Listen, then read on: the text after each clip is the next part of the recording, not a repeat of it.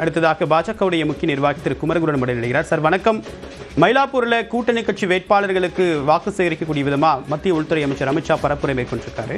இந்த road show என்ன தாக்கத்தை ஏற்படுத்தும்? இறுதிக்கட்ட பரப்புரையில் அமித்ஷாவுடைய வருகை எந்த அளவுக்கு தாக்கத்தை ஏற்படுத்தும் நம்புறீங்க?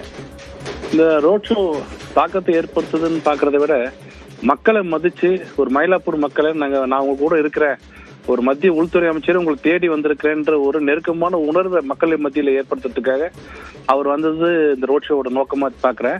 இந்த சமயத்துல மற்ற கட்சியோட தலைவர்கள் பாத்தீங்கன்னா, குறிப்பா ராகுல் காந்தி அவர்கள் பாத்தீங்கன்னா வேற வழி இல்லாம ஏதோ கூப்பிட்டாங்க நான் வரணும் அப்படிங்கிறதுக்காக நேற்று ஒரு நாள் எட்டி பார்த்துட்டு போன தலைவர்கள் மத்தியில நேற்று பிரதமர் அங்க கோயம்புத்தூர் மக்களை சந்திச்சதும், இன்னைக்கு நாட்டின் இரும்பு மனிதர் உள்துறை அமைச்சர் இங்க வர்றதும் எங்களை பொறுத்த வரைக்கும் மிகப்பெரிய ஒரு பெருமையா நினைக்கிறோம். மக்களை அவங்க எவ்வளவு நேசிக்கிறாங்க, தமிழ் மக்களை அவங்க எவ்வளவு மதிக்கிறாங்கன்றதை இந்த ரோட் ஷோ மூலமாக நாங்க மக்களுக்கு எடுத்து சொல்றோம்.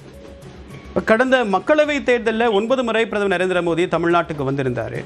ஆனால் இந்த சட்டமன்ற தேர்தலில் அதே அளவுக்கு முக்கியத்துவம் கொடுக்கப்பட்டிருக்கா?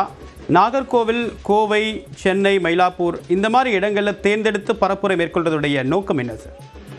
இல்லை, நீங்கள் எந்த ஊருக்கு போனாலும் நீங்கள் ஏதாவது ஒரு நோக்கம் கேட்டிங்கன்னா அது பதில் சொல்ல முடியாது. ஆனால் நீங்கள் சொன்ன 4 இடமும் தமிழ்நாட்டுக்குள்ள தான் இருக்குதுன்றதை நினைவுபடுத்த விரும்புகிறேன்.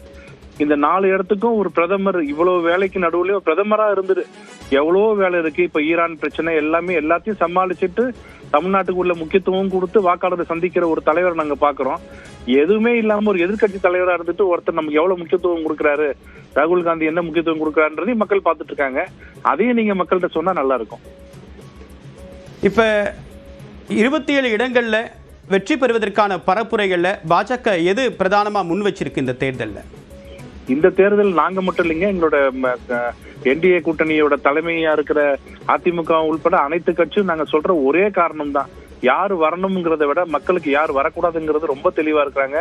இந்த நாட்டுல இன்னொரு தடவை திமுக ஆட்சி வந்ததுன்னா அந்த அடுத்த 5 வருடம் மக்கள் நினைத்து கூட பார்க்க முடியாத பாதிப்புகள் ஏற்படுத்தும்ன்றதுல நாங்க இல்ல, மக்கள் ஒவ்வொருத்தரும் அதை நினைக்கிறாங்கன்றத நீங்க நல்லா பாத்தீங்கன்னா மந்திரிகள் எங்கெங்கெல்லாம் போறாங்களோ அங்கெல்லாம் மக்கள் விரட்டி அடிக்கிறாங்கன்றத நம்ம கண் கூட பாக்குறோம்.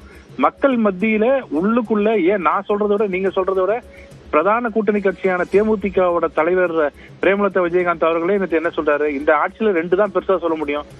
ஒன்னு பெண்களுக்கு எதிரான வன்முறை, இன்னொன்னு போதை கலாச்சாரம். அவ்வளவுதானே, வேற என்ன சொல்ல முடியும்னு சொல்லக்கூடிய அந்த கன்ஃபெஷனல் ஸ்டேட்மெண்ட் சொல்லக்கூடிய ஒப்புதல் வாக்குமூலமா தான் அதை எடுத்துக்கிறோம்.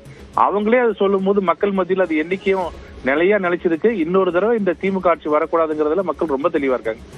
உங்களுடைய கருத்துக்களுக்கு மிக்க நன்றி திரு குமரகுரு. அடுத்ததாக பத்திரிகையாளர் திரு ஷாம் நம்முடைய நிகராருடன் பேசலாம். சார் வணக்கம். மயிலாப்பூரில் மத்திய உள்துறை அமைச்சர் அமித்ஷா பரப்புரை மேற்கொண்டிருக்காரு. உங்களுடைய முதற்கட்ட பார்வை?